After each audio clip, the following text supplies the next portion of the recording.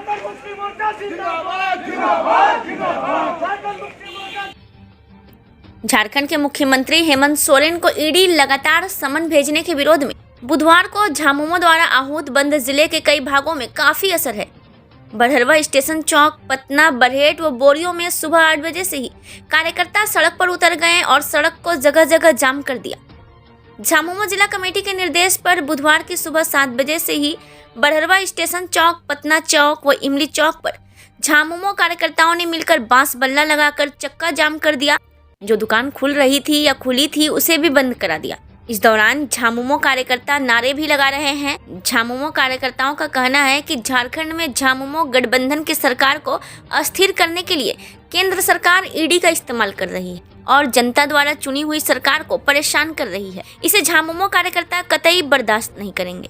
तो आइए सुनते हैं राजमहल लोकसभा सांसद इस बारे में क्या कहते हैं।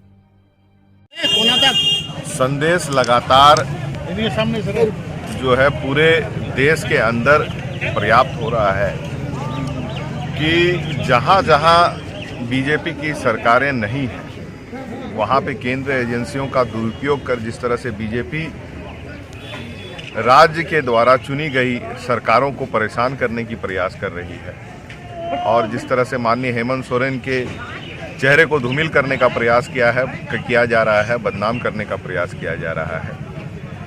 निरंतर उनके कार्य द्वारा जिस तरह से राज्यवासी खुश हैं उससे कहीं ना कहीं विपक्ष भयभीत है और इस तरह के आरोप प्रत्यारोप उसका सीधा मैं ये कह सकता हूँ कारण यही है कि झारखंड मुक्ति मोर्चा इंडिया अलायंस के तहत एक बहुत मजबूत सरकार चला रही है और आज अगर हम बीजेपी में शामिल हो जाएंगे तो उनके द्वारा सारी चीज़ें बंद हो जाएंगी। अनेकों लोगों पे उन्हीं के द्वारा आरोप लगाने के बाद कई राज्यों में ऐसे देखा गया है कि जो नेता उनके साथ मिल गए उनको सारा आरोप मुक्त कर दिया गया, उनके ऊपर जो भी जांच है सारी बंद कर दी गई। तो ये दोहरी नीति इस राज्य में नहीं चलेगी। आज साहेबगंज और पाकुड़ में अगर आप देखेंगे कि कुछ दिनों पहले बाहर के नेता द्वारा यहाँ पे रेलवे के कार्यक्रम को 2 स्टॉपेज का दिखाया गया। बड़े दुख की बात है कि साहेबगंज और पाकुड़ का जो राजस्व का आकलन अगर देखा जाए तो मुझे लगता है झारखंड में सबसे टॉप में पाकुड़ और साहेबगंज की स्थिति होगी और उसके बावजूद 9 साल से जिस तरह से हम मांग कर रहे हैं और यहाँ पे जो है सिर्फ 2 स्टॉपेज दिखा करके ये अपना चेहरा चमका रहे हैं तो यहाँ के लोगों को खैरात बिल्कुल नहीं चाहिए।